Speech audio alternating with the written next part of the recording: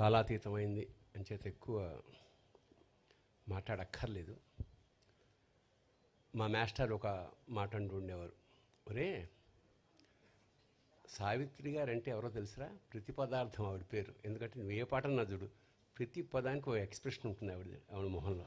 That is the greatness of Savitri అన్నారు. అది నేను నిజంగా నమ్ముతున్నాను. ఎప్పుడైనా కావాలంటే ఒక పాట చూసి ప్రతి పదానికి ఆవిడ మొహంలో ఎక్స్ప్రెషన్ ఉంటుంది. అది అయితే సావిత్రి గారికి చాముండి గారు వాళ్ళ తమ్ముడు ఒక కొడుకున్నారు, నాకు తెలుసు, చదువుకున్నాం. తర్వాత అంత తాపత్రయపడి ఎన్ని సభలు చేసినా రెండో కొడుకు సంజయ్ కిషోర్ నిజంగా. ఎందుకంటే ఈ పుస్తకం మామూలు పుస్తకం కాదు. ఇందాక ఇవాళ పెద్ద కొడుకు వచ్చాడు చిరంజీవి.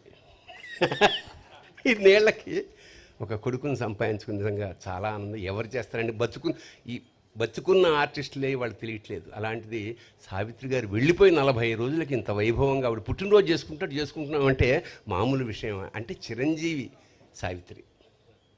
సావిత్రి చిరంజీవి ఈ రెండు. ఎక్కువ మాట్లాడకుండా ఆవిడ మీద నాకు ఇష్టంగా ఎప్పుడో రాసుకున్న ఒక కవిత చదివేసి నేను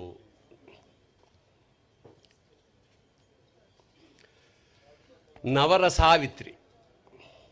త్రికాలాలకి అతీతమైన త్రివిక్రమ స్వరూపం నటరాజుకి స్త్రీరూపం సావిత్రి. సావిత్రి కొంగు నిర్మాతలకి బంగారం, హీరోలకి శృంగారం. ఆవిడ కన్యాశుల్కంలో నవ్వితే మధురవాణి డంగైపోయింది. మాయాబజార్లో ఘటోద్గచుని అనుకరిస్తే రంగారావే కంగారు పడ్డాడు.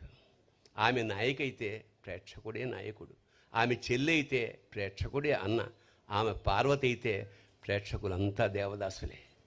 కోమాలో ఆమెను చూస్తే పాడుబడ్డ బావిలో తేలే చందమామలాగా, పతనమైన విజయనగర సామ్రాజ్య వైభవంలాగా, శిథిలమైన 1000 స్తంభాల గుడిలాగా ఉండేది. ఓడలో లైట్లు ఆరిపోయిన ఒంటరి దీపస్తంభంలాగా ఉండేది. నభూతో నభవిష్యతి. ఒక్క సావిత్రికే ఈ వాక్యం వాడచ్చు. శుభం భూయాత్.